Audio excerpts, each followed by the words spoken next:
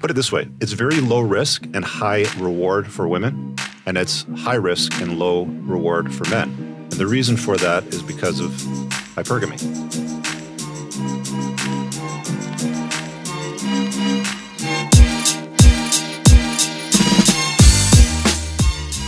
How you been, bro? Been good. Yeah? What's new? What's new and exciting? Yeah. Just, helping guys unfuck their lives, basically. I'm actually interested about that story.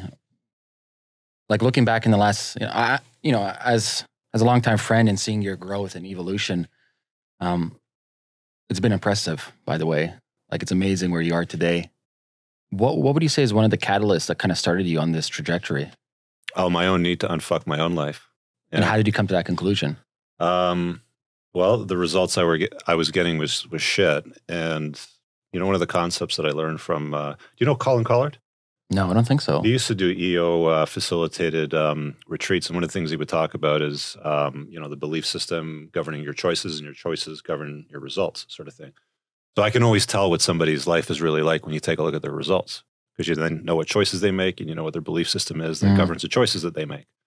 So I just, it took me a while to look in myself. It's like, why the fuck am I getting such bad results in so many areas of my life when I've been called a weapon by wicked ass entrepreneurs that recognize, my skills and what I'm capable of.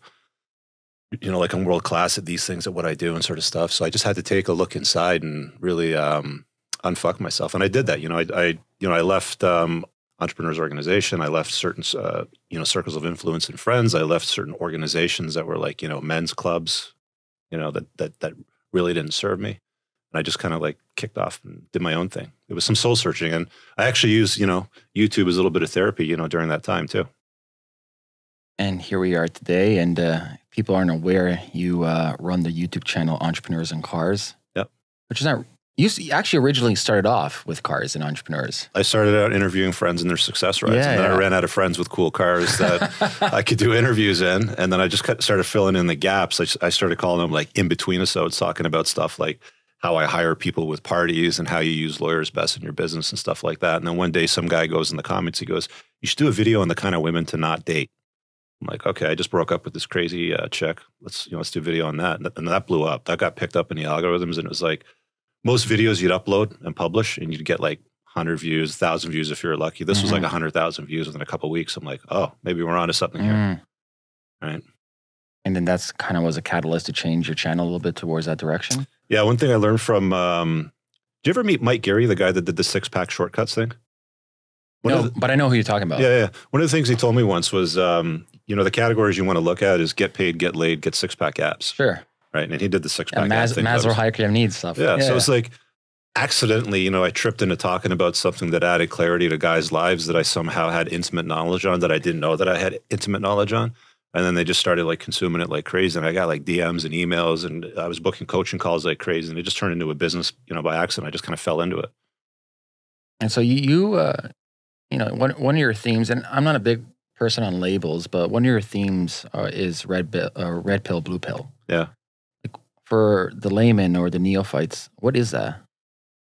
Well, it originates from the Matrix, the first one. And it kind of started, when Neo woke up, when he kind of entered the Matrix and Morpheus says to him, he goes, or Neo says, why do my eyes hurt? And he says, because you never used them before. And then they kind of like take him down this rabbit hole and they talk about, the red pill being basically the reality of the way the world works. And the blue pill, you take that when you go back to sleep and re-enter society as a, clueless sleepwalking zombie sort of thing. So it's a placeholder. I mean, I'm not particularly fond of all these like pill labels because they come a lot of the time with like negative connotation. There's a lot of people that blow stuff up and they manufacture indignation out of it. But it's really just a placeholder to say, I've woken up to the reality of the way the world works. Like I'd say that you're a red-pilled guy, right? The blue pill guy's walking around going, well, on social media, all you got to do is go happy wife, happy life, and everything will be tickety-boo sort of thing. Like happy wife, happy life. Yeah. I say happy me, happy life. That's right. You got to make yourself your own mental point of origin. You got to put yourself first if you want to be successful as a man in the world. And truthfully, that's what women want. They want to be with a giant. They don't want to be with a wimp that's like happy wife, happy life. Those are the guys that get divorce raped. Those are the guys that lose access to their kids and they see their money flow to their ex-wife while she's out porking guys in the salsa clubs and he gets to see his kids every other weekend, right?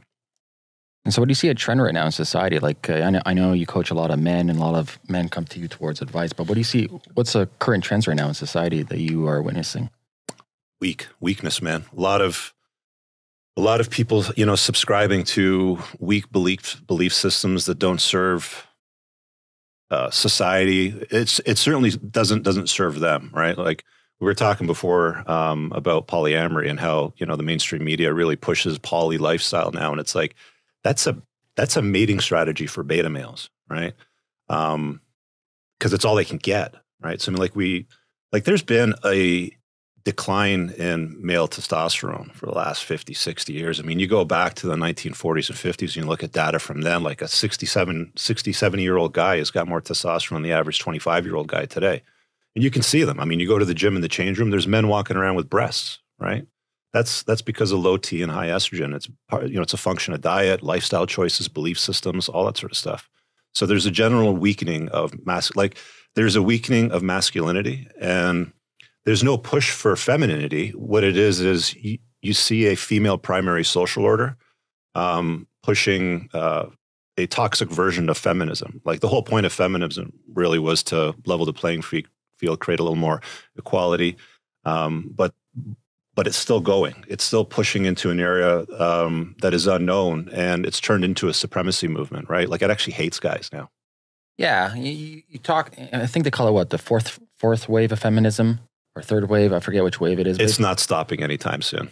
Yeah, but interesting thing that I've been witnessing is like, we'll label them feminists, but feminists from the 70s and 80s don't like the new forms of feminism. There's some flip-flopping back and forth into that. So one of the things that you discover when you kind of go down this rabbit hole of the sexual marketplace and understanding what women respond to, because we're always told what to do as guys by society, religion, media, culture, family, government. You know, they always tell you what to do, but there's a significant difference in what women respond to and what men respond to versus what we're told, right? And it's so beyond me today, you know, when I see a lot of conversations. Like all you got to do is go to some of these Facebook groups and become a fly on the wall on men's groups. And you see the beta-tized conditioning that a lot of these guys live in, right? Like, you know, you read their story about how they've got 3 baby mamas and how, you know, this girl is banging some guy at work and should I take her back? And then you click his profile picture and it's a picture of him down on one knee, you know, basically licking her toes, giving her a diamond ring sort of thing.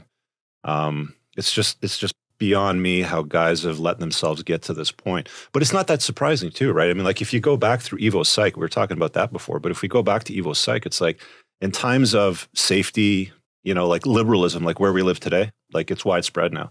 You know, in times like that, men become weaker, testosterone levels drop.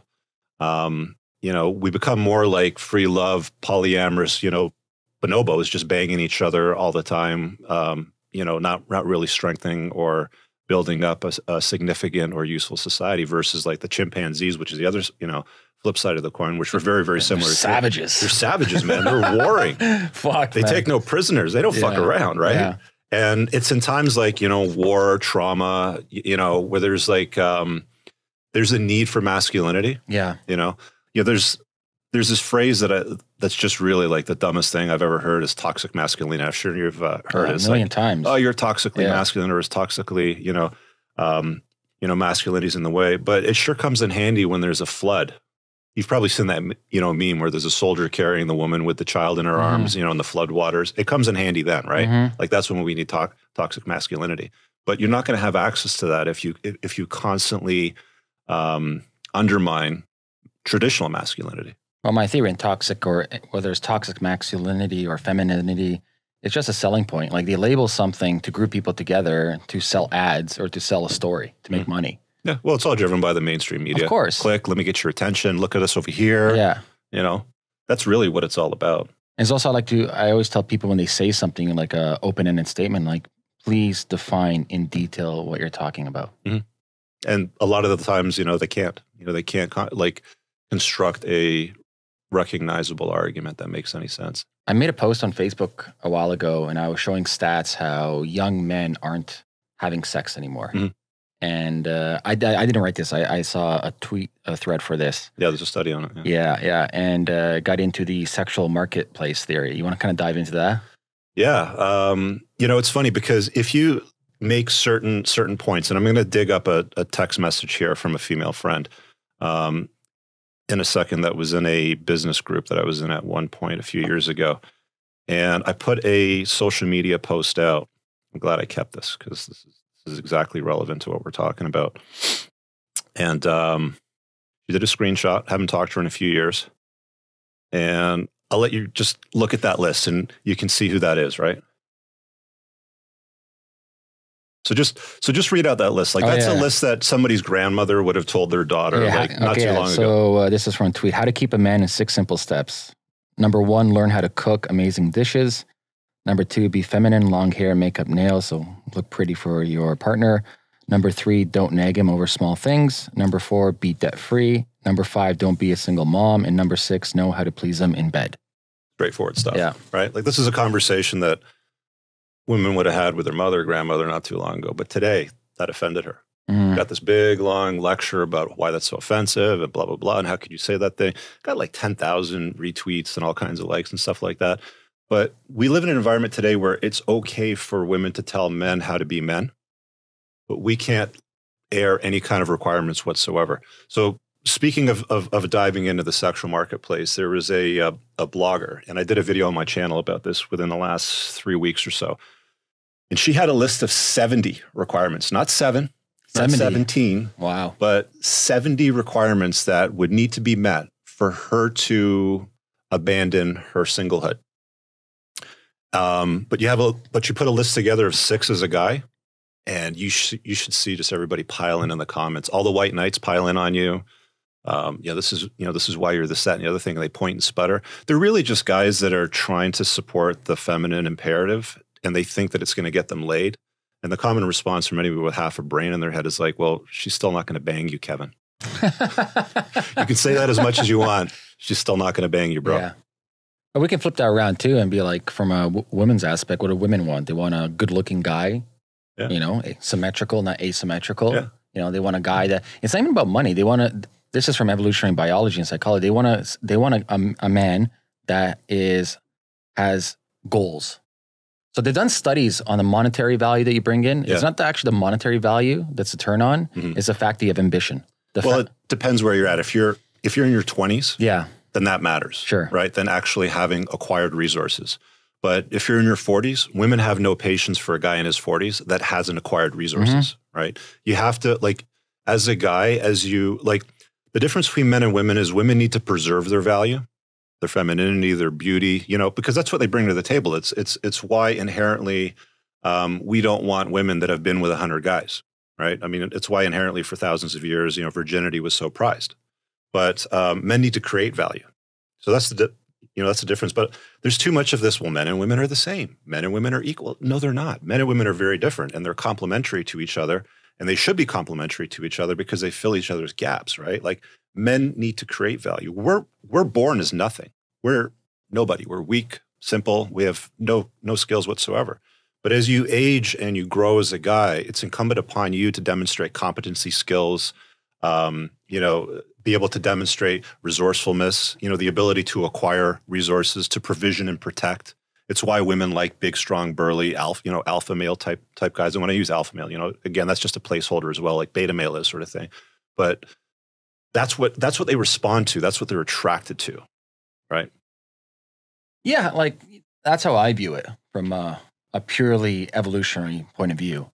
And I think what the problem becomes is everybody tries to carpet their belief system or carpet their values on everybody. It all depends on what you want in your life. Like if you want to live a nuclear family or have a couple of kids and have a certain structure, there's ways to do that for success. You know what I mean? Like if you are a single woman, career driven, you don't want to have kids, right? Many men do want to have kids. So right away you eliminate a huge portion of the men demographics because they want to have kids, right?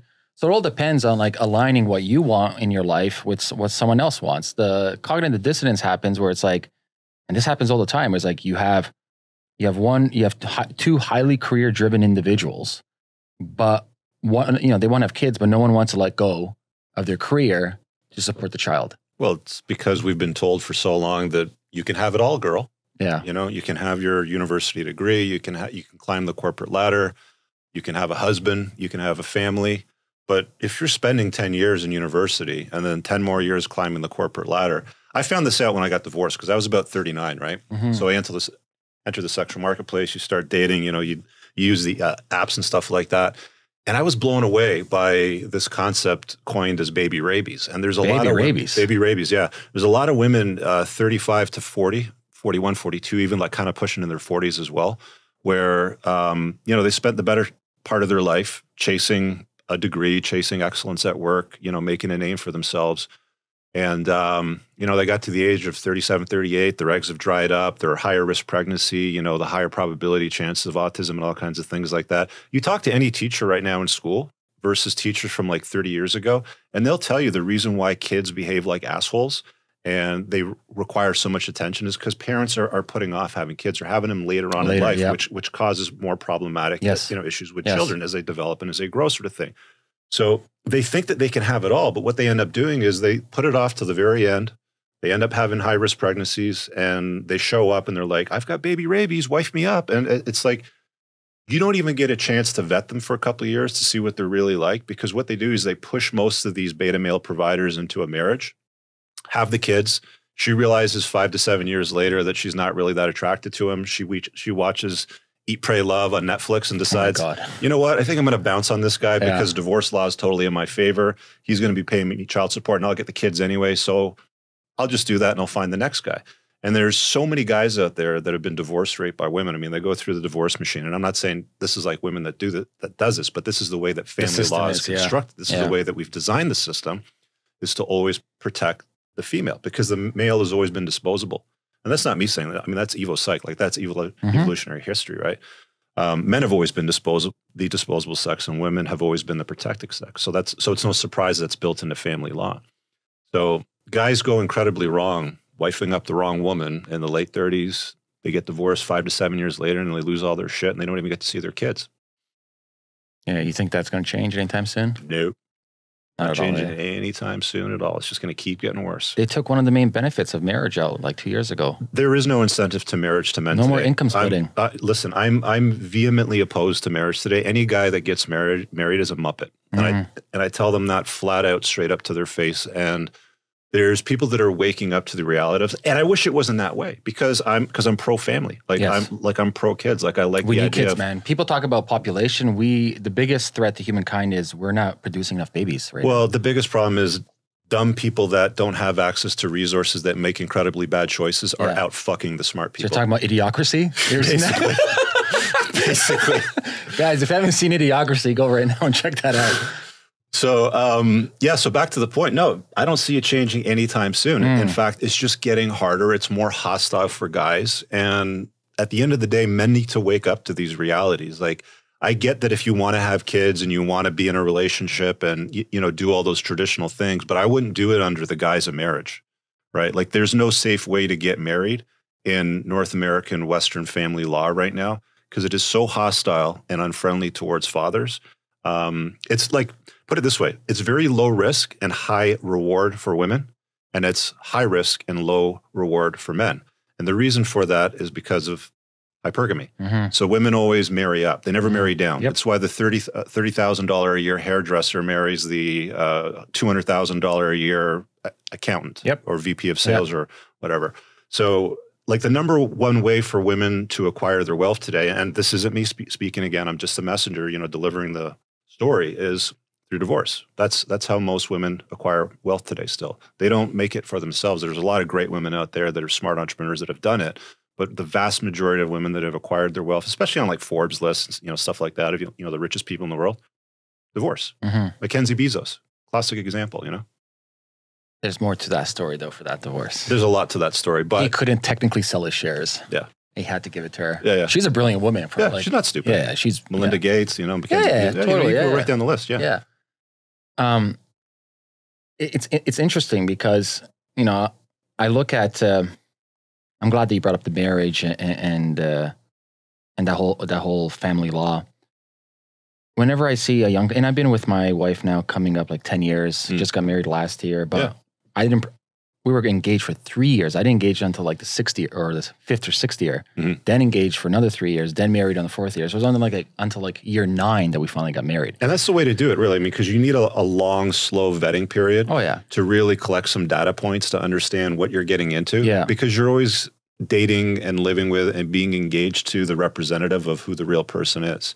It's often when we say, I do, and we all subscribe to the fairy tale myth of forever and ever until death do us part, and blah, blah, blah, and all that bullshit. That. There's no forever. Men and women are not, we're not particularly monogamous, right? Like, we're more monogamish. Like, you know, there's some that would even say that we're not even that. But like, monogamy is an outlier in the animal kingdom. We're not monogamous. Well, I think it depends, man. Context matters, right? It depends on what kind of, if you want a family structure, depends on where you are in your life, depends on how old your kids are. It's got to be chosen is what it's got to be. It has to be chosen, totally. I think a lot of the time it's enforced, though. Correct. Yeah. I think a lot of issues stem from the fact that most people are just following a predestined path, right? They're not making their own path. I always ask people, why are you getting married? Why are you buying a house in this market? Like, it's the most fucking foolish thing I've ever heard of. Like, why are you buying a car? Like, why? And really don't get a detailed answer or response. Well, the house purchase is usually pushed on him by the wife. Yeah. Because it's an asset, right? It's a liability in my eyes. It is. At least in this market. But in basic, you know, thinking from that order, it has value. It can be sold for $1 million. So if it needs to go, we can clear it out, right? Because everybody wants a house. I mean, we were sold that narrative of the white picket fence way back whenever it was with Freddie Mae and Mac and all that sort of stuff. But you know, the grim reality of it is, like, a lot of the push to spend, like, women still make most of the decisions when it comes to who buys what. Men still bring in the bacon, and she finds a way to fry it and eat it or spend it, right? You know, sort of thing. Like, that's just the way that it works. And that's not a misogynist statement. It's just, you know, again, I hold up a mirror, I just reflect back the facts, and I point to them, sort of thing. You know, you talk a lot about in your videos about self-improvement. Like, what are things, or what's advice do you have for young men out there today? Chase excellence, not women. I like that. It really boils down to you have a responsibility as a man to become the absolute best version of yourself. Nobody gives a fuck about you. I tell guys all the time, women don't care about your struggles. They hang out at the finish line and they fuck the winner, right? And that's a harsh reality. Like, that's a harsh truth. A lot of people watching this right now are going to be offended. They're going to get in the comments, Ameer, I can't believe you got rid of this guy. I'm unsubbing from your channel. I hate you, you prick. But that's, again, you know, I look at what women respond to, not what they say, right? Because actions express priorities, right? Yeah, listen, like, everybody wants to be with a winner. I think it goes back to love. It's an ongoing joke with my wife. I'm like, I love myself more than I love you. And it should be that way. You know, and I always tell you should love yourself more than you love me. And it should be that way. If I can't love myself, who the fuck's going to love me? Yeah. And truthfully, she wants it that way. She wants to be with a giant. She wants to be with a man of vision and purpose. That's what satisfies her hypergamous nature, right? Because that's what's the driving force for all women. They have to be, for them to be satisfied in a relationship, for their hypergamy to be satisfied, they always have to be with a guy 1 or 2 points better than them, 3, 4, 5 points better than them, even better. But where guys go wrong, so let's say that you're like, okay, you get married, you say I do, you were always making yourself your mental point of origin. And then what happens to a lot of guys is they go through this betatization by 1,000 concessions process in the marriage. It's like getting cut with the paper, what's it called? Yeah, it's like death. Death by 1,000 paper cuts. And it starts with, Ameer, can you do me a favor and brush your teeth in the bathroom? Ameer, make sure you put your black socks in the black hamper and the white socks in the white hamper. A few years down the road, it's let's go vegan together. A few years down the road, it's like, let's have an open marriage. Yeah, luckily, I'm the most ignorant, and then it turns into motherfucker there is. I love you, but I'm not in love with you. Let's get a divorce, right? So, you know, that whole betatization process. So let's say when you get married, you're like you're a stud. You're a 9 out of 10, right? You know, she comes in, she's a 7 out of 10. You're definitely a couple points better than her on the SMV scale, right? But throughout time, you start to relax. You start to subscribe to the happy wife, happy life notion. You say yes, wife, you know, to everything. You know, over 3 or 4 years, a couple babies pop out, sort of thing. She's no longer having sex with you. You know what the biggest query is for married guys? How do I get my wife to sleep with me? Crazy. Like, most guys get married if you believe this or not, because they think that they're going to have access to reliable, consistent sex. Wow. Right? That's why they get married. You know, I'll just settle, you know, I'll get married and I'll keep having sex, you know, sort of thing. But for most married guys, that declines, you know, like over time. And it's because they stop chasing excellence. They put her first over his own priorities. And I'm not saying he's got to be a dick, right? And, you know, make her life miserable or make the family household miserable. But it's like, you need to prioritize yourself as a guy in this world, because nobody else is going to do it for you. And you've been told everywhere to make concessions your entire life and not put yourself first, right? So, you know, they go through that cycle, and it's like, at some point he's wondering, you know, he's going to Google and he's searching, why isn't my wife fucking me? Or, you know, how do you get your wife to have sex with you, sort of thing, right? And that's a real query. Like that drives a lot of men, right? So the sad reality of the sexual marketplace when it comes to the dynamics between men and women throughout time is, you know, as we kind of grow and evolve in the relationship patterns. A lot of people hate that. I mean, they hate it when I talk about that. But this is going to be a controversial one for you, for sure. I'm not a controversial person. Not at all. Not at all. I always tell people, I'm like, okay, let's go back to hunters and gatherers. I'm down for that. And let's say you and I are women, right? Yeah. And like small tribes, like Dunbar's number, like, you know, let's say like under 150. And we got to find a good mate, right? Yo, if our mate is not capable of getting us food and protecting us from the elements, like, you know, peace out. Yeah, that's really what it boils down to. And the interesting, you know, reality of that dynamic using us as women, let's say, is women are happy to share a high-value alpha. They would rather share a high-value alpha than be straddled with a faithful loser. Yeah. Right? All day long. There's there's dynamics in First Nation tribes here. They're very similar to that. Yeah. Yeah, there's a lot of talk about that in Chris Ryan's Sex at Dawn book, too. I mean, there's some hokey-pokey, like, kind of hippie-ish, you know, bonobo free love sort of shit in that book, but there's a lot of realities, you know, tied into the Evo Psych learning of that, you know, dynamic between men and women too. Yeah. It's interesting, man. Like, I think right now, especially with the advent of social media, we're having these echo chambers and it's propagating negative ideological belief system, whether it's like MGTOW, as we talked about, or certain forms of feminism, or this white knights, which I'm not too familiar with. But it seems like it's like, what's that? The oldest symbolism in man, the Ouroboros. Like they're all just snake eating itself. Yeah, man, they're just eating themselves. Do you ever follow Jack Donovan? Oh, I know Jack Donovan though. Yeah, have you read The Way of Men or Becoming a Barbarian? No, I've read. You'd like it. It's a good book, yeah. Really good book. I think you'd like it. Yeah. Yeah, that's what he talks about. I mean, you know, he did a talk at a convention I was at a couple of years ago. I was also speaking that year too.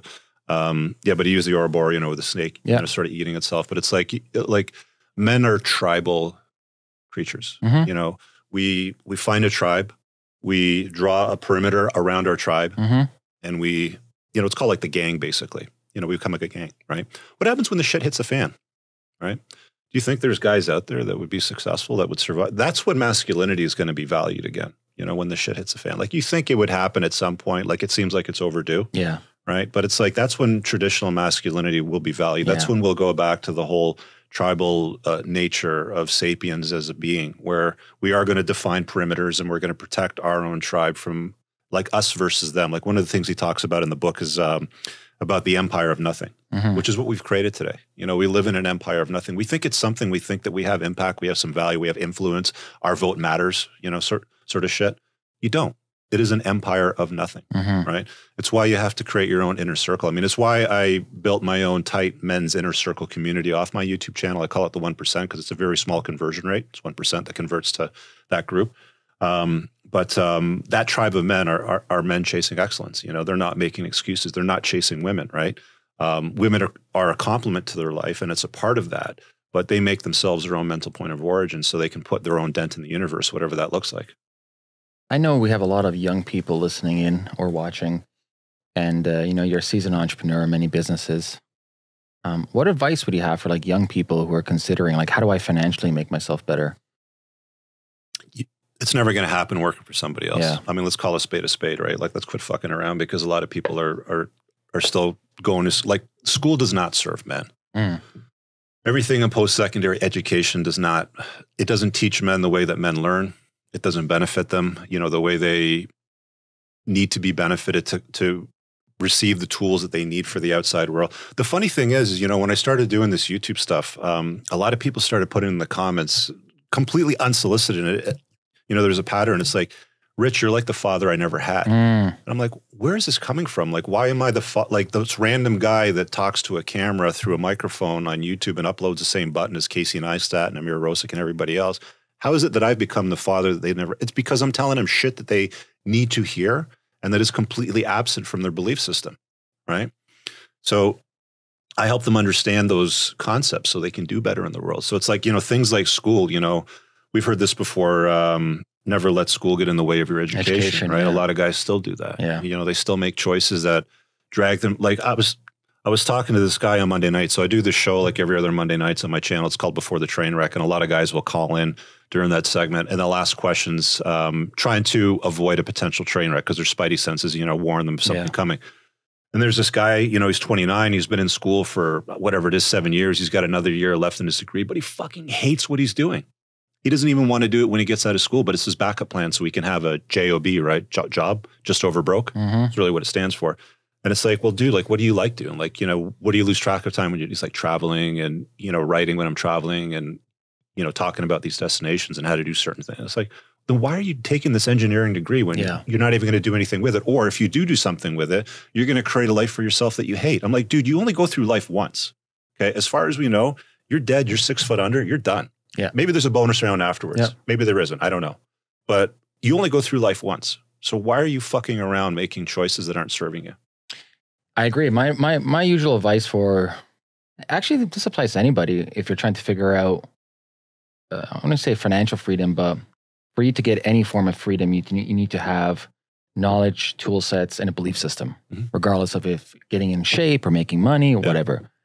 And, you know, this is just through my own personal experience as well. It's like, I always tell people, listen, join a startup, get a job, join a startup. You'll learn more in a year or two than any other job anywhere else. Flat out. And go do some consulting on the side with the knowledge that you have. You're pretty much getting paid to learn other people's problems. And through this process, man, you can find out, one, you're getting paid way better money than working for anybody. Yeah.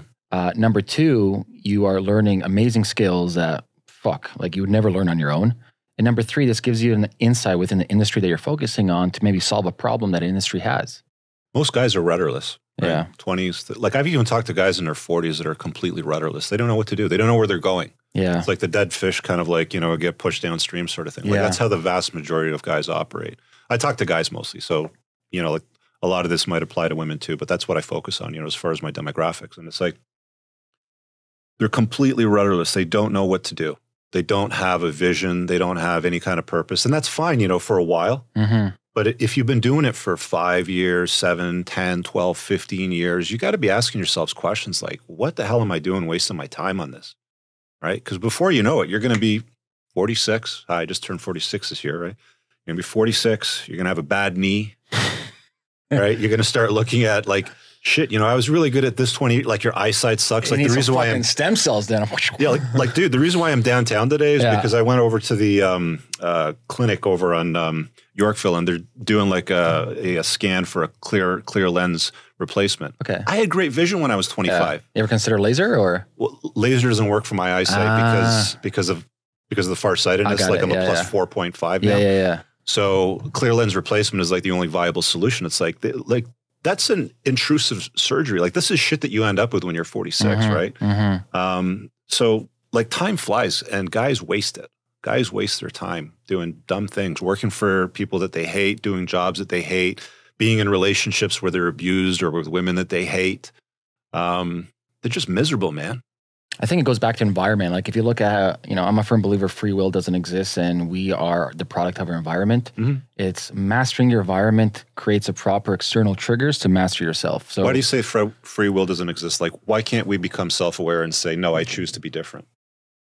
When I say free will, like you look at— Just being the devil's advocate. Yeah, it's a good question. So a couple of things. One, there is a spectrum of Richard's behavior. Like a bell curve. It's not like binary where like Richard has zero choice. That's not what I'm saying.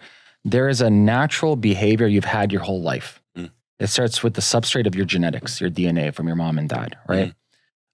Then you have epigenetics or the software that programs how you behave from childhood.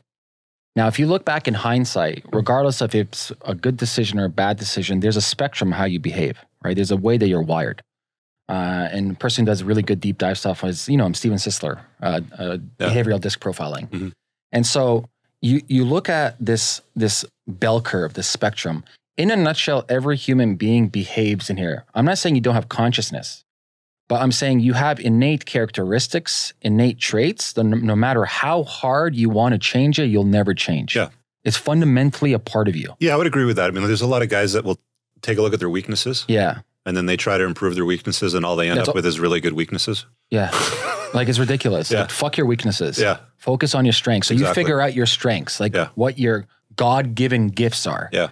And then double down on that shit. Double down the fuck on that and then figure out how your environment is conducive for that behavior. Yeah. So I mean, like you do have a certain degree of ability to maneuver. There's a spectrum. And there's a spectrum. There is free will in there, but from a perspective of, I guess, genetic editing and DNA and, like a function of society with where you're at. Yeah, you're right. I mean, there's only so much will that you can exert in direction, but it's like you're stuck in it's like you're on a highway and you got 4 lanes. Yeah. Which lane you want to go in?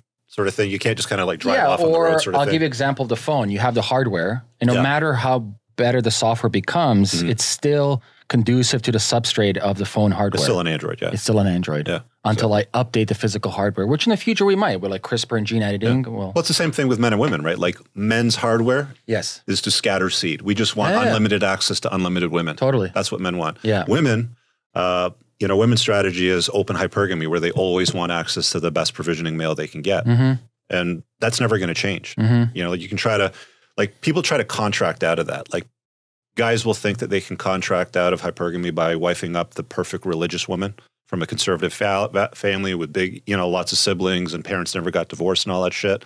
Well, if your sexual marketplace value declines and you're no longer as valuable to her, she's going to start looking at Kevin, the VP of sales, when she goes to work one day, when he comes over to her desk. Kevin. Kevin's one lucky guy. Kevin from sales gets a lot of action, dude. Kevin from sales, Steve from accounting. Those guys are doing a lot of work, Yeah. Chad, the pool boy. It's bound to happen at some point, right? Mm-hmm. Right? I think there's the clock's ticking is basically what I'm saying. Yeah, listen, I think, you look at biology and it's a hard pill to swallow, but you look at young women around the age of like 19, 20, that's when they're the most fertile. Yeah, 19, 20, 21, 20, like they say that a woman's sexual marketplace value peaks around 21, 22. Yeah. After that, it's on a decline. Women hate that. I have a video on my channel. It's got close to 1 million views. It's called What is Sexual Marketplace Value, if you look it up. And, the bell curve on that, it's about 21, 22 for women is when it peaks, and then it goes on a slow decline over time. Men, on the other hand, usually peaks around 35. Yeah. Because we need to create our value. Women's value is in preserving their femininity. But even beyond, not even superficial. Like, let's say you have the same looks at the age of 40 that you did 21. Mm-hmm. Like, just say hypothetically, exactly the same looks. Mm-hmm. Let's just say. What I'm talking about is literally the health of the eggs.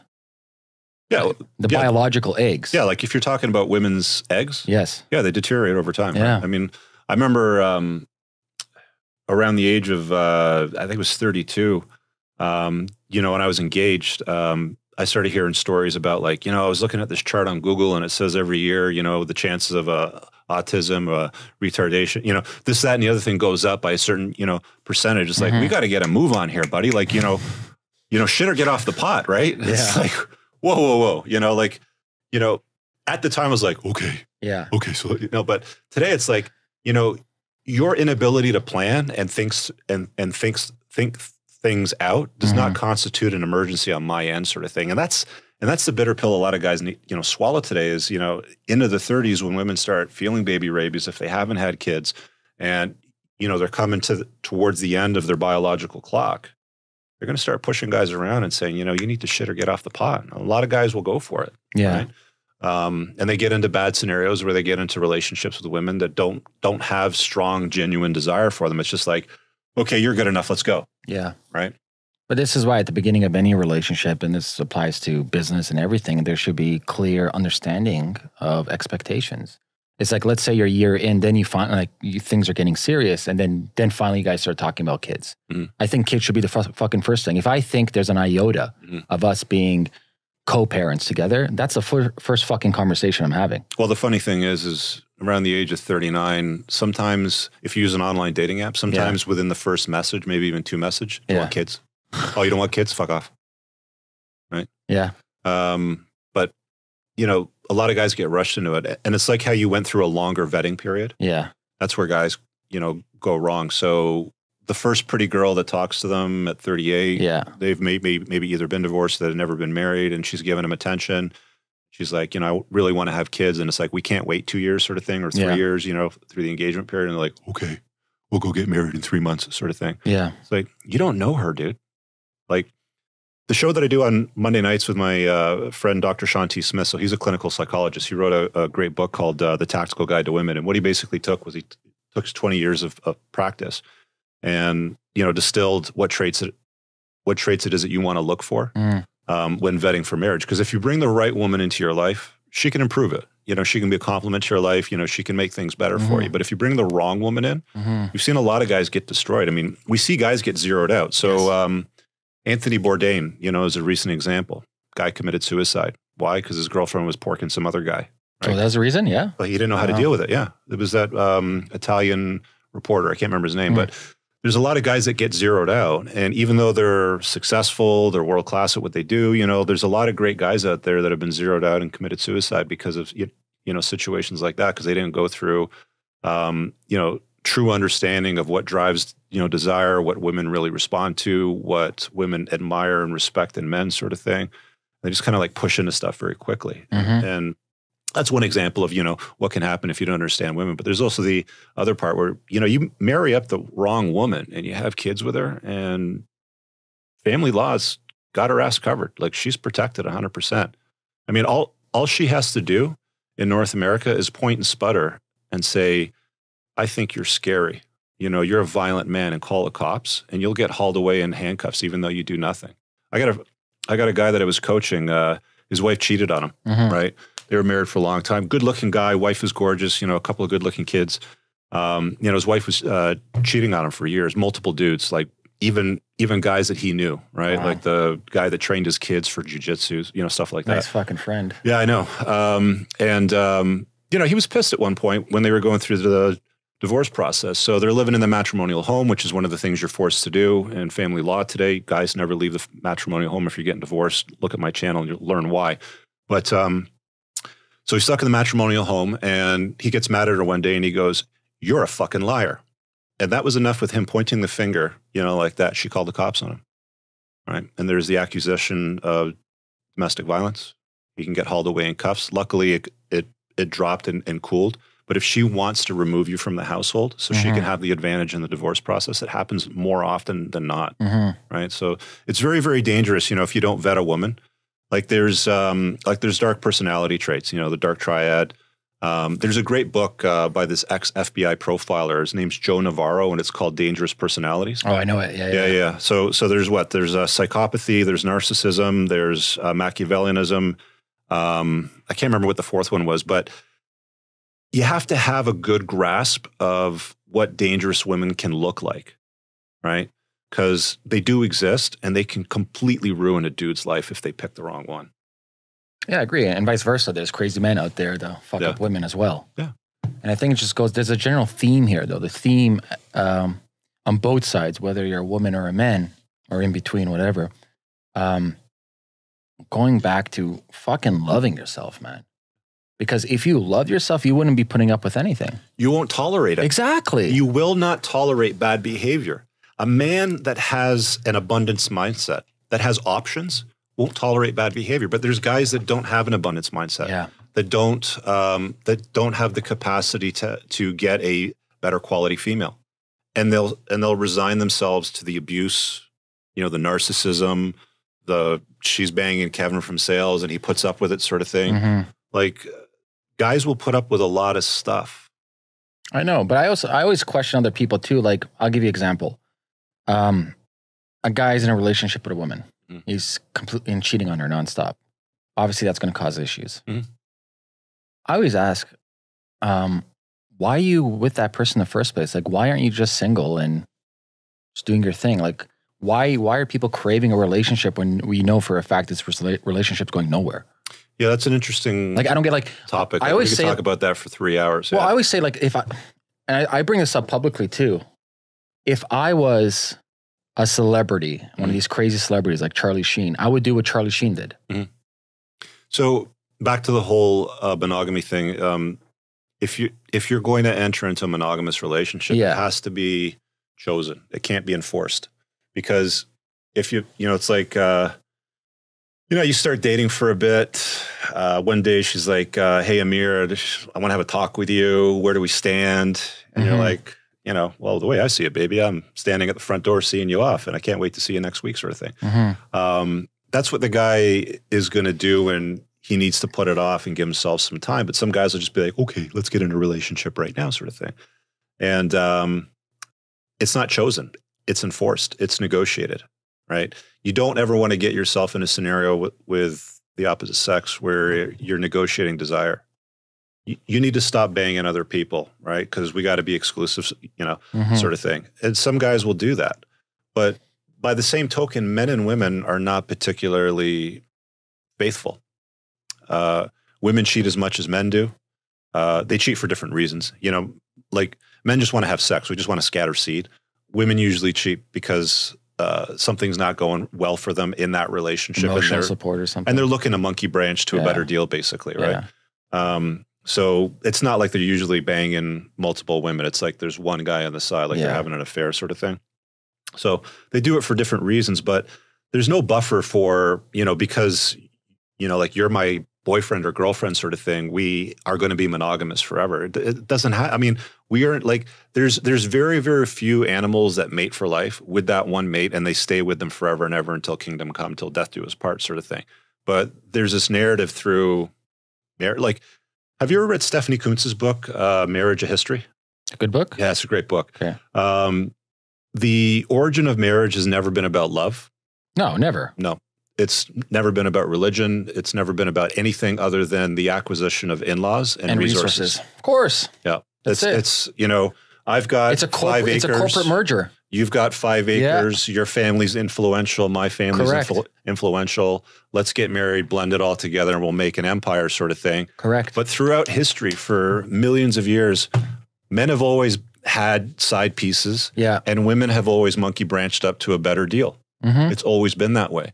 So why is monogamy such a hot topic today? And I don't think that, like, I'm not encouraging people to go polyamorous or open marriages or open relationships, but you just got to look at the facts, right? Like, if there's a conflict between what the narrative is, like, you're cheating on me, I can't believe you cheated on me, and this, that, and the other thing, you violated this social contract. It's like, well, I don't know. If I stopped chasing excellence and I got fired or I couldn't hold down a job, I shouldn't be surprised that you're banging Kevin from sales, right? Same token. If we get in a relationship for a long time and you pack on 150 pounds and pull the pin on the fat grenade and explode, don't be surprised if I'm going to want to go somewhere else and my attention is drawn to that attractive woman, especially if I continue to chase excellence, I'm looking after myself, all that sort of stuff. So there's so many different layers and complexity as to why this ends up happening. But it happens, right? Yeah, it happens. I think hopefully people start waking up and just loving themselves more. That's kind of my message always. That's what you got. That's what you got. That's what you can control. Work on yourself. Yeah, man. Your best ROI. I was talking to a buddy about this on a broadcast the other day because there's always guys calling in going, how do I get the girls? How do I get the girls rich? Yeah. And this buddy of mine, Aaron Clear, he's an author. He's got some great books. Shout out to him and Bachelor Pad Economics. I asked him while we were shooting the shit because we were talking to somebody, I'm like, do you think it's easier to create a business that makes $1 million within a few years than it is to find the perfect mate? Without question, very quickly, absolutely 100%. The business. Yeah. Yeah. The best ROI. Because everything's in your control. The best ROI as a guy is to chase excellence. Yeah. The problem is we've been conditioned to chase girls. And the funny thing is when you make yourself your own mental point of origin and you chase excellence and you put a dent in the universe and you're doing something of value and impact that people respect. Yes. Right? The women will chase you. Yeah. They're going to slide in your DMs. They're going to be, hey, what's up? I haven't seen you in a while. Let's grab a coffee. Yeah. Right? You ever have women that reach out to you about your shows? Not so much. I get these like red pill groupies that kind of like watch my stuff. they're not even in my league, right? Sort of thing. But most of the guys that I talk to, like 95% of my audience is men. You know, it's men looking for answers on things that have confused them. To me, a lot of the times, you know, women hear my stuff and, you know, like there's going to be women watching this right now. I can't believe he said that. He's so offensive. Amir, you're going to get texts. Amir, that guy, Rich Cooper, what a prick. I can't believe well, why are you so offended? You know, if it's not true. Yeah, I had Nick Dobson, no, Hodson's. Yeah, Nick Hodson's on here. He's a PhD in behavioral science. And I'll give you an example of like outrage because people don't even know why they're triggered. Oh, yeah. So I'll tell you the... Yeah, I love it. Yeah, I'll tell you the question. So a guy buys a chicken, dead chicken, from the grocery store, goes back to his house. He's going to eat it, but first he fucks it. Then he eats it. Okay. But majority of people... Weird, but yeah. Weird, but yeah. And for me, I'm like, I don't give a fuck what he does with the dead chicken. He didn't kill anybody. He's not harming me. I'm going to do whatever you want with the chicken. All right. You know, you're going to eat it regardless, right? Well, there's guys that bang sex dolls. Okay, so yeah. I'm not surprised. At least this thing is like flesh. Okay, yeah. And he eats it, but majority of people get outraged. Yeah. And you ask him, why? Yeah. Why are you feeling outraged for? Can you define me your outrage? Yeah. Where does this outrage come from? Yeah. So same thing when people get offended. I'm like, words are offending you? Yeah. Why are you offended? Yeah. Where does this feeling come from? Yeah. You know, why are you having this emotional response? Why can't you control your reaction? Because that's exactly what you're doing is you're reacting as opposed to responding and having a civilized conversation with me. Yeah. No, this like outrage, cancel culture, SJW, like I've seen it a few times with stuff that I put out on social media because I've actually gotten, you know, the point where it's actually good. Like I know how to trigger people. Yeah. And I mean, like all you have to do is say, hey, ladies, here's how you be attractive to a guy. Learn how to cook, be pleasant, compliment his life, enter his frame, you know, be useful, you know, don't be promiscuous, don't have a high notch count, make sure you haven't banged the entire football team sort of thing like that. And they lose their shit, right? And this outrage is manufactured because it's encouraged, like it's celebrated today.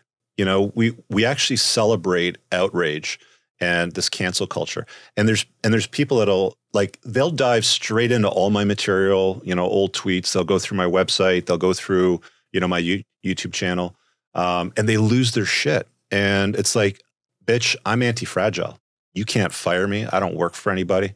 I mean, there's a big reason why a lot of guys in the space that I talk to, they don't show their face. Some guys will even use like a voice synthesizer. They don't show their face and they'll disguise their voice as they're doing podcast interviews or if they're live or something like that. Because if you outrage a lot of these snowflakes, they'll try to get you fired, right? They'll want to get you off, like booted off a platform. I mean, there's a reason why I don't use Patreon. There's a reason why everything that I publish publicly on YouTube can be discussed in a Swiss chalet restaurant with a couple families around because I know how to talk at that level.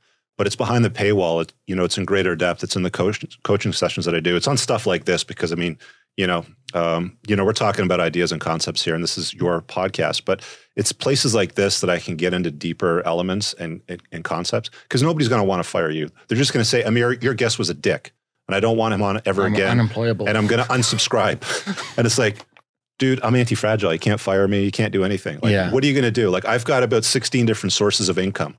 Right? It's like, just because I say something that you don't like, maybe there's something there. Yeah. You know, like, why don't you like it? Like start asking yourself questions about, you know, is it something with your beliefs? You know, is something that I said conflict with your beliefs? Is it really that, like, are you hurt? Most of the time, if you look at psychology, anytime somebody feels offended or angry, it is a representation of a sliver of truth within that statement. Always. Yeah. It always boils down to that. Yeah. So one of my favorite books of all time, and I recommend everybody to read it. I read it every quarter, every 4 or 5 months, is Viktor Frankl's Man's Search for Meaning from the Holocaust in Auschwitz. And he talks about the buffer. He's like, they took everything away from me, killed my friends and family. Yeah. The one thing they could not take away from me is my response. I control that. Yeah. No one controls that but fucking me. Yeah. But people are so open to give away that attention and that response like it's nothing. Like it has no value. It's just like, I'm outraged. And then they'll all get together in some group platform somewhere, and then they'll post like a screenshot of something basic like a tweet like I just showed you there about 45 minutes ago.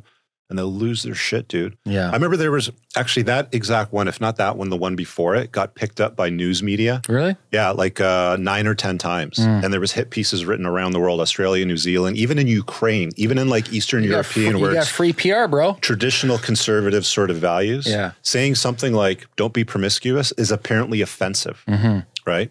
Don't show up to the table, you know, looking for a relationship as a single mom. So the thing that is so offensive about that is when you get into a relationship with a single mom, you're basically signing up for your own cuckoldry. Okay. Right? So you're basically abandoning your sexual strategy to look after the DNA of another dude. So there's this concept, we'll call it alpha seed, beta need, right? It's also known as alpha fucks, beta bucks, where women will get knocked up by the alpha and she's got the kid now. And all of a sudden, I mean, they're even so brazen about it. I have people that send me screenshots from Twitter and Bumble and stuff like that from all over the world now. And it's like, you know, screenshots of these like 20-year-old girls that are 8 months pregnant looking for a boyfriend. Jesus. She's got the alpha seed now, right? She got knocked up by the guy from Cancun, Ibiza, from her summer vacation, from the football team, whatever. She got knocked up. He's gone. And now she's looking for beta need to provide and provision for her. And guys that are all too happy to placate that, they're basically signing up for their own cuckoldry, right? So they're taking care of somebody else's genetic investment. You know, there's studies done on tribes. Yeah. Just on this situation where they've seen. Even in marriages today, I think the stat is something like it's either 1 or 6 or 1 in 7 children born in wedlock are not the fathers, are not biologically the fathers. Interesting. Yeah. And there's places in the world, because of the way the female primary social order works and the way that law is, you can't even run a paternity test. So I think in France, if I'm not mistaken, you can't run a paternity test in France on a child. It's illegal. What? Right? So, really? Yeah. What the fuck? Yeah. There's places in the world like that. Yeah. So I can't even ask for a DNA sample. Well, I would do it anyway. Like I'd pluck a hair or get some saliva and send it in. Yeah. I mean, that's one of the things guys should be looking at if they're looking at a baby and they're like, that's suspicious. Nobody in my family has blue eyes. I don't understand what's going on here. Nobody in her family has blue eyes. Fucking crazy, man. Right? It's insane.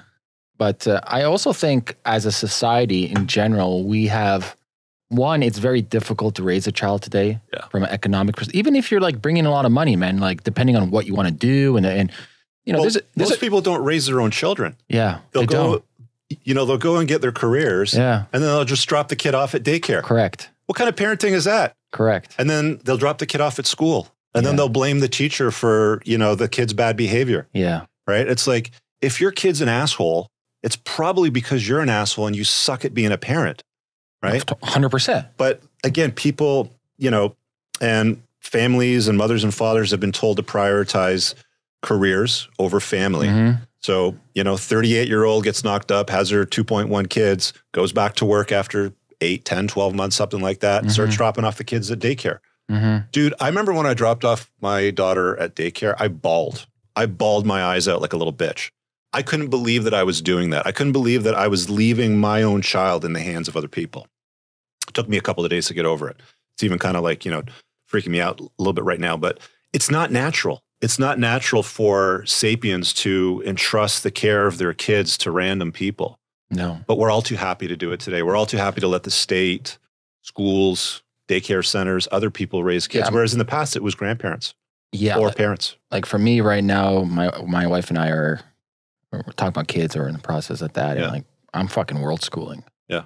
Homeschool for sure. Yeah. I like in today's world, I would not have kids, drop them off at daycare or put them in the school system. Homeschool them for sure for at least the first 10, 12 years. Yeah. One of my benefits of my past was I could barely go to elementary school and got kicked out of high school. So I bypassed the whole retarded system. Dude, I was talking to my daughter the other day. You know, she's 10 and I said something about gender or something like that. She's like, why would you just assume the gender?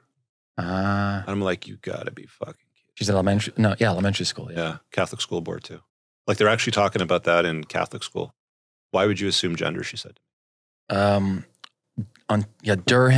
region here. There's I just saw the case on the Star, I think. Daughter, it's actually the same story as your daughter's story. The teacher was asking in the spectrum of genders which one you are. Spectrum, right? Pick whatever you want. And the young girl said, I'm a girl. And she's like, no, you can pick anything. You don't have to be a girl. You're not a girl. And the parents, and she told the parents like, what the fuck are you talking about? The teacher was forcing, and she, remember, she said, you can pick anything. So she picked the girl, right? There's a shit ton on the spectrum. She picked something else, whatever, but she said, I'm a girl. And the teacher saying, no, you're not a girl. You can do whatever you want. You can be anything. So it's so bizarre to me that we live, like, this is a conversation that I would have never had in school. No. It wasn't even thought about that you could pick pick whatever gender you want. Yeah. It's like, you know, if you stand up when you're pee, you're a boy. If you squat, you're a girl. It was pretty much as simple as that. It was, you know, clear as night and day. But I mean, it's like, there's that case in Texas. I don't know if you heard about it, about that guy. I think he was a pastor, but, you know, he's divorced, and his son, who dresses and behaves like a boy at his place, plays with cars, you know, military planes and stuff like that. I think he's like 7 years or so. Did you hear about the story where the mom's, oh, you didn't hear about this shit? So she's actually having a court order in force to transition the boy to a girl against the father's wishes. What does a boy want to do? Well, at his house, he behaves like a boy. A lot of video evidence. He's had the media behind it and all that sort of stuff. In her house, he dresses the boy like a girl. And as a father, you have no rights to parenting in today's world. I mean, in a state like Texas, of all places, which is a pretty conservative state from what I understand. I mean, I've been there a couple times, but she's actually going to get a court-enforced order to transition him through hormonal treatment to a girl. Dresses as a girl. When she drops him off at school, she tells him to use a girl's bathroom. And this guy's like fighting for his life. He's like, I'm trying to protect my son here. That's crazy. But because she wants to turn him into a boy, it should be against the law, man. They should wait until he's 18 for him to make his own fucking decision. Well, you know that a lot of guys that go through sex change, procedures or hormonal treatments, most of them end up regretting it. A lot of them commit suicide too. The stats are high. I think it was Milo Yiannopoulos that said that they like. But for me, listen, I don't give a fuck what the fuck you do as adult. I don't care if you transition to a horse. All the power to you. Pork a deck chicken. I don't care. Yeah, exactly. The chicken. I don't give a fuck. I'm more of a libertarian. I don't. Yeah.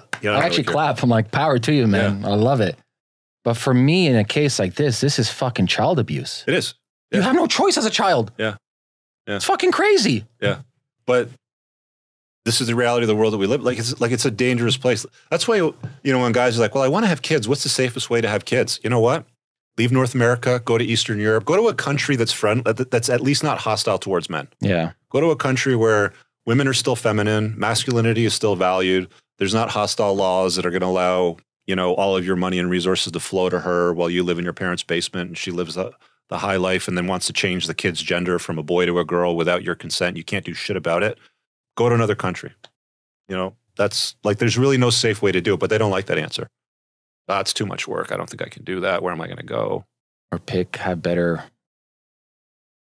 better at picking partners, man. There's no buffer, man, because one of the things that, that you learn when you go down this rabbit hole, I've coached probably close to 500 guys now. Women always reserve the right to change their mind at any given time, right? So if they update their beliefs and they see that, there's some advantage to behaving in a way that might be completely against the father that benefits her, then she'll always choose that almost 100% of the time. It's just the grim reality of the way things are, right? Like you can't contract out of things like hypergamy. You just can't. Like there's no way to do it. You're writing a grim story here, bro. Well, I'll tell you what, I got a chapter in my book that I was editing a couple of days ago, and there was a woman that chimed in the comments on one of my videos once, and I screen captured, both of those comments. And it's based on I think it was based on that like hit piece sequence that happened back in the spring where there's about 10 different news publications that picked up my tweet on be feminine, don't be promiscuous, don't have tattoos, stuff like that. And there's a lot of women that freaked out on that shit. I made a video about it, kind of breaking it down. It's like women can air a long laundry list of demands for guys. You got to be at least 6 feet tall. You got to make at least 6 figures. You got to have 6 inches in the pants. You got to have a car with 600 horsepower. They call it the 6 sixes, right? I go down the list. And it's like, this long laundry list is aired. And then you say 2 or 3 things about what men would like, from a woman, and they lose their shit. And then when that got picked up and got passed around, there was a comment from a woman that said, you know what, you're absolutely right. I'm married. My husband and I have 2 kids. And I was having a conversation with a woman at work that does the exact same job. She's on the same pay scale, makes the exact same money as me. And she gets an extra $1,000 a month over what her and her husband get combined. So combined income, 2 incomes in the household, 1 income with the kids, because she's got custody of the kids, makes $1,000 more as a single mom than what the family gets. The state encourages single motherhood. Yeah, it's fucked up. Yeah. Can you believe that? Yeah, I believe it, man. Look at our welfare system. Yeah. There's people that make more money in the welfare system than people working. I mean, like they're comparing notes. You know, that's what we do. You know, we like to compare notes. Yeah. That's what we're doing. You know, we're swapping ideas, we're comparing notes. But when these 2 women were comparing notes, she learned that her girlfriend as a single mother makes $1,000 more a month than she does. Yeah. And a lot of the narratives that a lot of women have is, well, you don't need a man.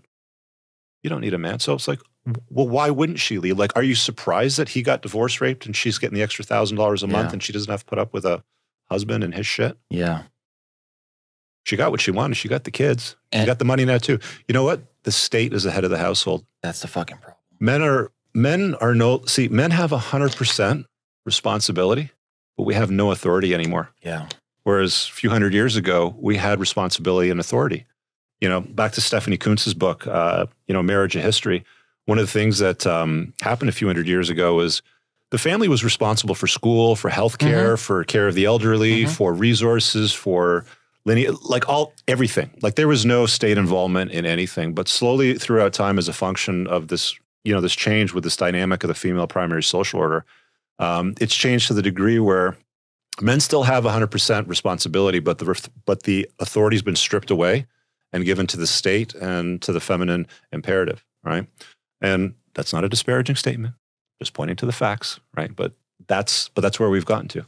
Yeah, we're in a nanny state for everything. And what makes things worse is for the kids, this perpetuates behavior. You have, whether it's a daughter or a son being raised by a divorced parent, depending on where they are, obviously 80% of the time, it's usually the mother, yeah. There's negative consequences for that, for psychologically speaking, and it perpetuates when they're older, and it's a vicious fucking cycle. Do you know what the consequences are?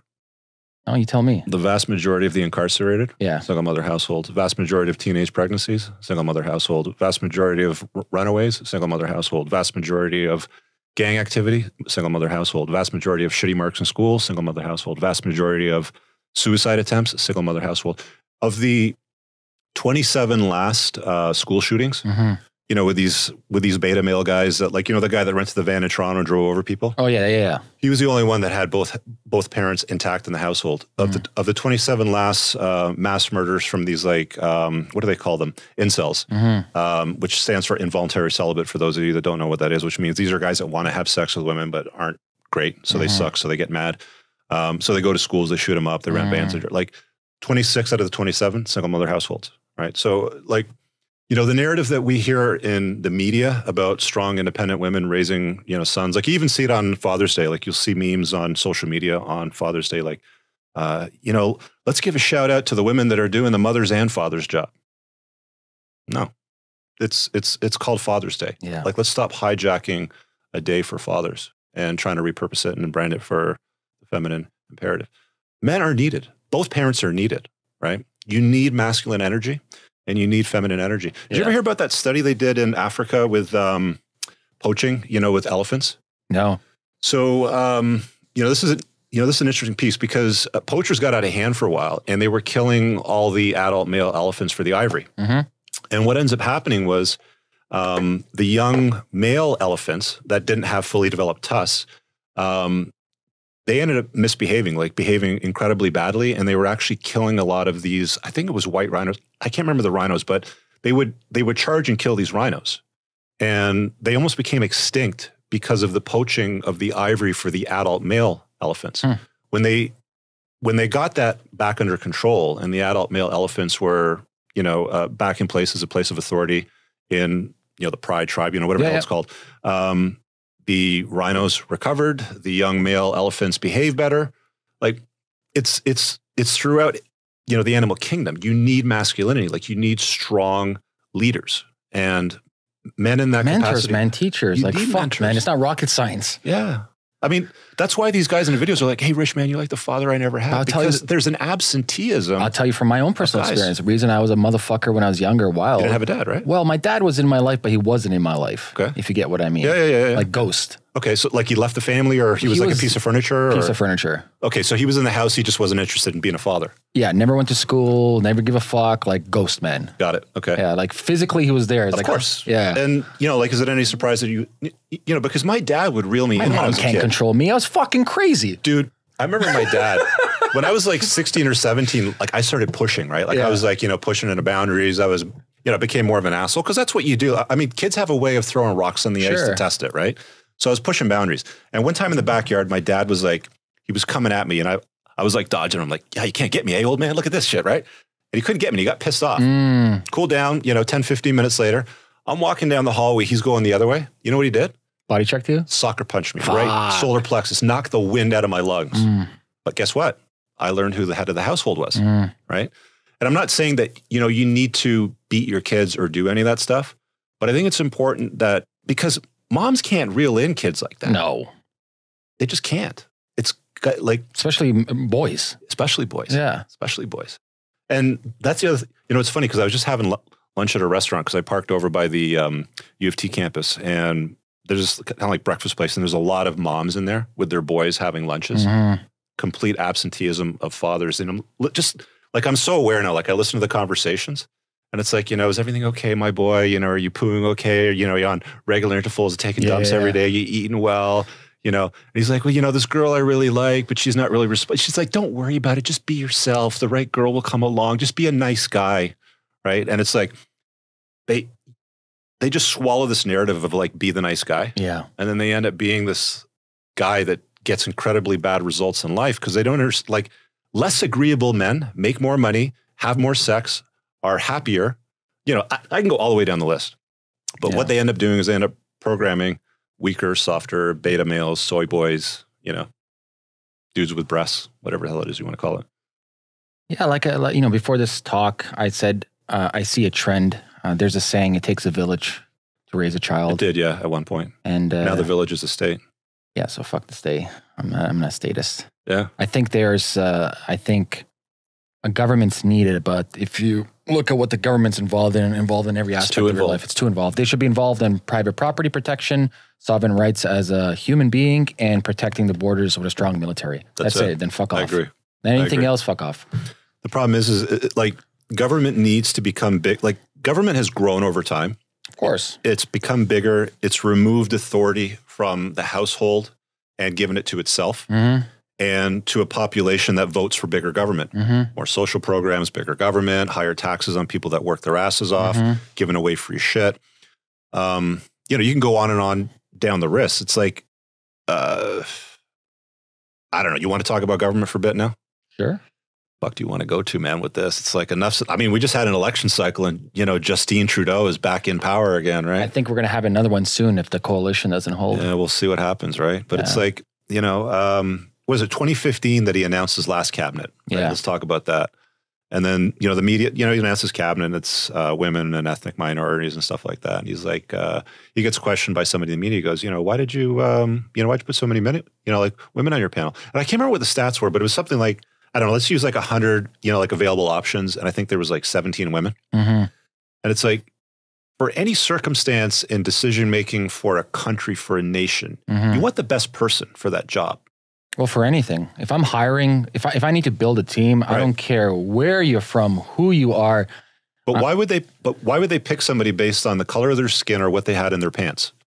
Right? There's preferential treatment given to skin color and if you're a woman. Yeah, well, people understand the one thing the government only cares about right now, well, all governments, is the minute they're voted in, depending on which caucus you're with, the second that the election's over, the first thing that they're doing is starting on the next election cycle. So every action they take is based on the fact of how can we influence another group of people to vote for us? Self-interest. It's self-interest of that political party. Yes. I did some lobbying in 2011, 2012 at Queen's Park. By the way, Queen's Park used to be a mental asylum. Really? I don't know if you know that. I never knew that. Well, it shows with the people that work in there. But yeah, I did some lobbying there for about 2 years or so, spent like 60 grand, you know, trying to influence a better policies in Bill 55, which was in the credit card industry in a business that I ran at the time. And they don't care. It was clear as day to me within a very short period of time that the best person that I talked to during that time that actually gave a fuck about the outcome of the end user, meaning the public, was Jagmeet Singh. And he's an NDP guy. Yeah. And I'm not a socialist, but as a person, I liked him the best out of everybody. That being said, everybody made it clear to me that they're about self-preservation, about telling people what they want to hear so they get, voted back in. And people are stupid. The vast majority of the influence that makes decisions for putting people in power are coming from dumb people. It used to be at one time you had to have property, yes, to cast a vote. Yes. Today, any Muppet can cast a vote. Yeah. People hate when I say this. There should be some type of litmus test for voting. I mean, you should have some degree of ability to make good decisions. And if you can't prove that you can make, like, if you're... Or there's another way that I put it. I'm like... I mean, if you got 80 grand in debt, and you can't, you're drowning in debt and living in your mom's basement playing video games, you're not allowed to vote.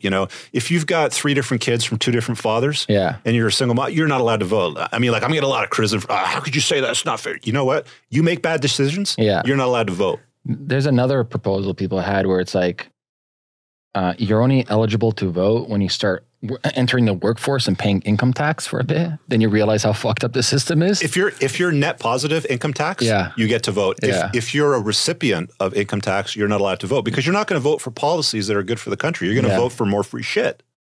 But right? I think where we're actually heading is everyone can get what they want. I think where we're heading, and Alberta's trying to push this, where we're getting more into city states. And I wasn't sure what that meant when you mentioned that a few years ago, but I like it more and more. And actually, I used to hate the notion of universal basic income. Yeah. But as I start to kind of I've been listening to a lot of, what's his name? Yuval Noah Harari. Yeah. Sapiens. Yeah. I'm probably backing up the name, but I'm listening to 21 Lessons for the 21st Century. And Homo Deus was another great one. Dude's smart, right? And it's like, at some point, we're probably going to get to the point where we're going to have this, I don't know. Maybe it's going to be like the elitist 5-10% living up in the clouds sort of thing. And the rest of everybody placated on universal basic income. Maybe these MGTOW guys have their sex dolls and purple-haired, short-haired feminists with face tattoos and nose piercings have, I don't know, free shit for all their kids from different fathers sort of thing. There's going to be this universal basic income element, I believe, at some point. I don't know what it's going to look like, but it seems like the only way to go because we've got all this data moving around. You know what I mean? It's like they're making all this money. And you know what the funny thing that blows me away? All these companies, Apple, Amazon, Facebook, they don't pay any taxes. But the funny thing is that they're influencing decisions. You saw that Cambridge Analytica story, right, with Facebook? Man, they're influencing decisions in such a way today that we've never seen in history before. It's 1984. Yeah. That's exactly what it is. Yeah. Social media is a double-edged sword. Yeah. It's a beneficial tool if you know how to use it. At the exact same time, I don't use Facebook. I hate Facebook on my personal profile. Yeah. I haven't posted on it in a year, but I use it for business pages that I run. Yeah. But there's a reason for that. I don't want my data out there, right? Personal data. I'm not posting any more pictures, no more updates. It's not even personal data. Let's say, I know how to reach my friends if I want to talk to them. Yeah, but let's say you have a fake account and giving fake data. What's the nefarious thing, though, is they are the gatekeepers who determine which ads are allowed on the platform. So from a subconscious perspective, right, through inception of the psyche, you are being bombarded. They are literally, and the most powerful people in the future, well, I want to say future right now, the most powerful people right now are the machine learning algorithm engineers designing these algos to put certain content in front of your face because this is subconsciously reprogramming how you fucking think. Yeah. Yeah. It's deadly shit because you're right. People are not going to be thinking for themselves in the future. You need a new car? You're going to have an algorithm that's going to tell you what car you should buy based on your political preferences, whether or not you like petrol or electricity, what kind of range you drive, how big of a car you need, what kind of accessories you need based on your lifestyle choices and social media sites you browse. Right? You're not going to be making a lot of decisions going forward. Algorithms are going to be doing it for you. This is why I'm kind of bullish, even though we're super early, where we see a small emergence of defiant tech, whether it's a blockchain space or privacy space, platforms slowly emerging that There's focuses. enough people on them though. There's We're very very few early, people. man. We're like 1990 in space. Like we're so like people underestimate how early we are. No, like we are definitely early with blockchain stuff. Like we need though. another decade. Yeah. We Like- need to see complete failure somewhere. We need a reset is what we need. Like we need to demonstrate that this house of cards that we're standing on is not going to work on a long-term basis. But I don't want to see that because with the complete reset, you see chaos. Well, that's I think what needs to happen, man. Like, you know, for a reset to happen, like what kind of reset? Like civil unrest? Could be civil unrest. Could be a meteor hitting a part of the earth. Well, that's a different story. You know, could be like two things I wish. Needs to one reset. thing I wish for. One thing. The only thing I wish for. I wish for an alien race to come here, and then we humans finally come together because it's self-interest. We need to preserve ourselves as a human sapiens, and we come together and we like realize like fuck all this bullshit problems that we have. Could be aliens. Could be Terminators. Could be like a self-aware Skynet. We need an enemy that we as Homo sapiens can unite around. That's the last time we saw the North American continent, like even the world united, was just after 9/11. After they saw those two airliners slam into towers, slam into the Pentagon, you know, go down in a field in the middle of nowhere. After we saw that happen in one day, we were like, fuck, we now have a common enemy, right? And that's the last time I think in recent history that I can remember anyway, where we all united and said, it's us versus them. And we've always been an us versus them species. That's where we go wrong today, right? This like liberalism, globalism agenda that keeps getting pushed, the empire of nothing. That's not how we operate as sapiens. We're an us versus them species. You know, it's like we say, you know, that whole Dunbar's, you know, the 150 sort of tribe sort of thing. We've always been an us versus them. And every time we try to expand, you know, the perimeter to encompass more. But this is why I like city-states. It dilutes it. And I'll give you an example. No, I like the idea. What we do in Canada. So people totally for trying it. Yeah. Yeah. And there's examples like Switzerland's a great example with the cantons, Singapore. And there's no perfect system. But what it does, I'm a big believer in utilizing human nature, human incentive, evolutionary biology, psychology, and topple that with game theoretical models. And we want to create systems where bad actors are automatically, they have a consequence, bad actors. So you never want to program systems to help good actors. Good actors naturally are good actors, right? Let them do their things. You want to create systems that bad actors can act as bad as they're allowed. In this case, like we have a system where like Wall Street can do whatever they want. Banks are getting bailed out. Even though I'm like a pretty hardcore libertarian capitalist, I look what Amazon's doing. I'm like, that's not fucking capitalism. I'm paying taxes. I have to pay taxes. So why the fuck aren't you paying taxes? Exactly. Why are you getting like a tax break and all this shit over here? It's like, well, where's my tax break? What? I'm nobody? You don't get one. Oh, yeah, I'm like, fuck off. This isn't capitalism. This is cronyism and Wall Street cronyism. And the buybacks, like ridiculous. Something like 80% in the last like 5 years or 10 years with quantitative easing, the companies are just buying back their own stock for free because interest it's pretty much like 1% interest rate. It's like they're just stealing from me. Yeah, you don't like, you think doing the things that you've done, and I've done the same thing in my life, you know, like I've put my little dent in the universe here and there, you know, doing different things. You think you've done something, but then when you start to realize how you're treated as tax cattle by the government, they're milking you every fucking day for everything, every step of the way, everywhere you go. Everywhere you go. Right? Yeah. And it's like, where does all that money go? To make bigger government, to put in more social programs, to get people to vote for more free shit. And this is why I want to create city-states. So if people are wondering, I'm not talking about creating nations. I like it. And then people can move to the city-state, or they can be allowed in or not, like bordered, right? Yeah. So each city-state will have their own police force. Each city-state can do whatever they want. They still pay a city-state tax to the nation-state. And the nation-state responsibility is having the best military to protect the borders, right? Now, each city-state can define their taxation policy, whatever policies they want. And I'll give you a case example. Let's say, I said it the other day, let's say Mississauga, or we'll do a province. Let's say Alberta becomes the Texas of Canada. And Alberta states, as of today, there is no income tax here. I kid you not, I'll be on the fucking plane tomorrow to Alberta. Yeah, there's nowhere that you can move in Canada where the tax rates are more favorable. It's like, you know, like a small margin of 1 or 2%. Yeah, for me, it's not worth it. But in the States, there's a number of states that you can live in or incorporate your business in where the tax rate's lower. Delaware, or you can go live really warm down on the islands of Puerto Rico. Puerto Rico's got like it's 0%. Like you can dividend no capital money. gains tax. And I know you can dividend money from your company to you and pay no capital gains tax. All you have to do is make a $10,000 a year donation to a charity there. Sounds good to me. I got a couple of friends down there now that are kind of filling me in on the 411. So I'm going to figure out, but like I'm stuck here for 10 years, you know, because I got a kid growing up, I got businesses, stuff like that. But like, let's say Alberta. I'm not going to retire here. No, but let's say Alberta did that. Guess how many people would move to Alberta? A lot. I would move tomorrow. Yeah, you'd be incentivized to go there. And a lot of places in the world have figured that out. But Canada is the only place where it's like everywhere you live in Canada is a shithole, basically. Well, as far as tax rates most go. Commonwealth, Australia, New Zealand are similar to Yeah, true. It's Commonwealth. Too, yeah. But isn't it Ireland that's got a lower tax rate? Northern Ireland. Or is it just for corporate? Corporate, 1%. Yeah. It's tough. Like, I remember around 2008, 2009, I was doing affiliate stuff with this guy down in Texas. And I think they got a very favorable rate there. So we were kind of, you know, we're swapping notes, right? Exact same businesses I have, exact same revenue model, exact same head count. It was literally like apples and apples. Credit card business? Very, very similar. Yeah. Very similar. Yeah. Exact same revenue model. And I was driving a $70,000 BMW at the time with a 3,300 square foot house. This guy lived in a house that was twice as big, that cost half as much, and he had a Lambo. Texas is cheap as fuck. Right. So compared to Toronto, this is free.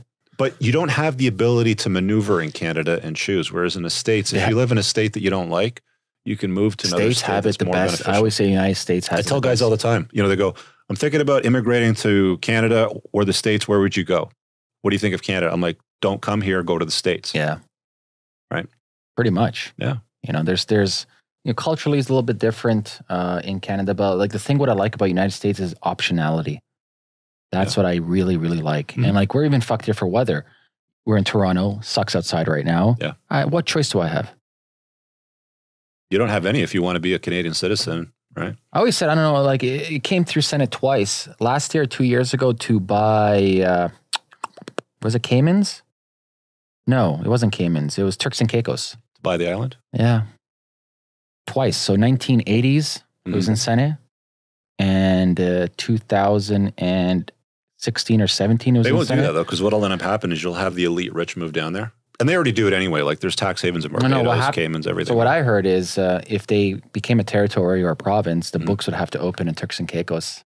And so a lot of elites already have their, let's say, holdcos or their trust in Turks and Caicos. Yeah. So there wouldn't be, actually, Turks and Caicos would not be a tax shelter anymore. Yeah, so they would just move, right? They just go live somewhere else. Yeah.